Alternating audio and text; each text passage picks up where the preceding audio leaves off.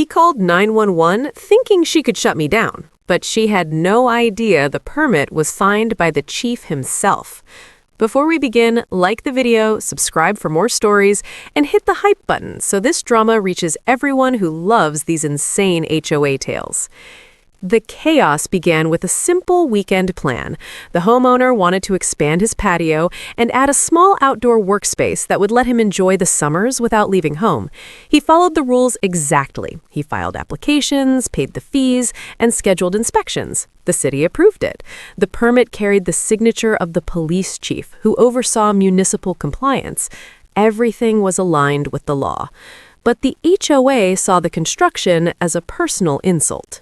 Karen, a board member who believed she held more authority than the Constitution, decided the project was an eyesore. She convinced herself that her opinion mattered more than permits and legal approvals. She walked the neighborhood pretending to be a hero protecting property values. Behind that self-righteous attitude was boredom, control issues, and a need to exert power. She craved recognition, and any attention fed her ego. The day the construction crew arrived, tension stirred. Neighbors watched, curious but respectful. They understood someone had decided to improve their property. Karen, however, paced along the sidewalk with crossed arms and a sour frown. She made notes on a clipboard like a parking officer. She inspected the trucks, the workers, and every load of material. She believed she could intimidate everyone on the site. She sent emails and texts to the HOA board. She demanded emergency meetings. She even spoke to neighbors, spreading false claims that the structure would reduce home values. Most ignored her. Others pretended to listen just to avoid conflict. Karen saw any indifference as support. That convinced her she had a mandate to escalate further.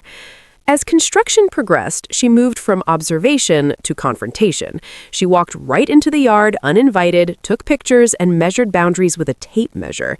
She attempted to halt the workers with threats about fines and lawsuits. The crew knew she had no authority, but the homeowner wanted to avoid unnecessary drama. He remained calm and let her vent. Karen took the lack of reaction as weakness. She returned to her house and crafted a formal notice on HOA stationery. She believed a letter stamped with the association emblem would scare the homeowner. The document accused the project of violating visual harmony standards.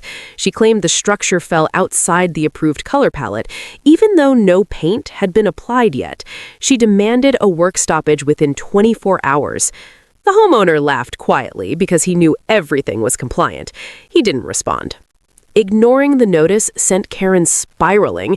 She told herself the homeowner was defiant. She believed she needed to protect the community. She stormed across the lawn the next morning, ready to issue verbal orders. The workers continued their tasks, framing walls and mixing concrete. That's when she decided to escalate to the authorities. Without verifying anything, she called 911. She reported illegal construction. She claimed the homeowner was ignoring HOA directives. She misrepresented the situation as a public safety concern. In her mind, the police would shut the site down, confirm her authority, and humiliate the homeowner for ignoring her. She stood in the driveway, phone in hand, satisfied with herself. When the officers arrived, she greeted them as though she had summoned loyal soldiers. She walked ahead, determined to lead them like an investigator. The officers listened, maintaining professionalism. They didn't rush to judgment. They approached the site calmly and asked to see the permit. The homeowner retrieved the document and handed it over. The officers inspected the signature and the official seal. Recognition crossed their faces. The permit carried the chief's authorization. The chief personally validated the expansion as part of a local improvement initiative. The officers understood they were staring at a legal order and a baseless complaint. Karen waited behind them with her arms folded and a satisfied grin, expecting them to shut the project down. The moment the officers turned toward her, that confidence cracked. They explained the permit was valid. They clarified that HOA complaints do not override city authority. Karen's assumptions evaporated. She tried to recover by claiming she had the right to regulate community standards. The officers reminded her that emergency resources were not a tool for HOA disputes. They informed her that false and frivolous reports waste time and could lead to consequences. Her self-image as the enforcer of neighborhood order fell apart.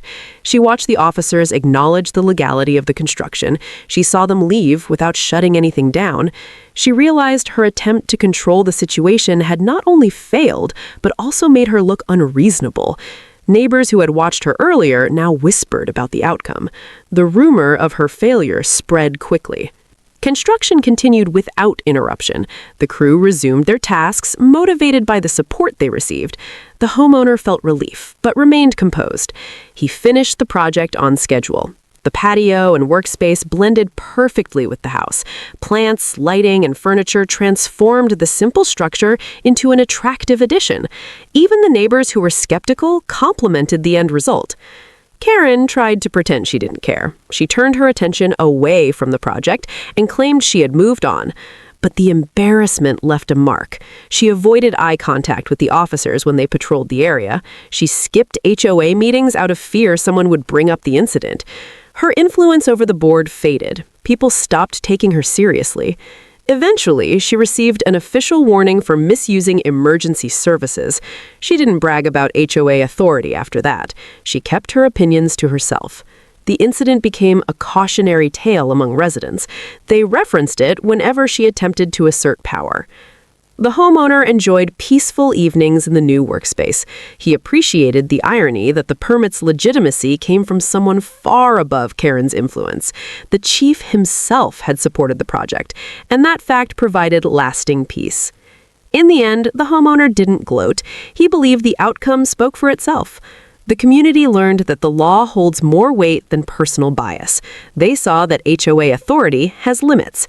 They witnessed how calling 911 to settle petty disputes can backfire.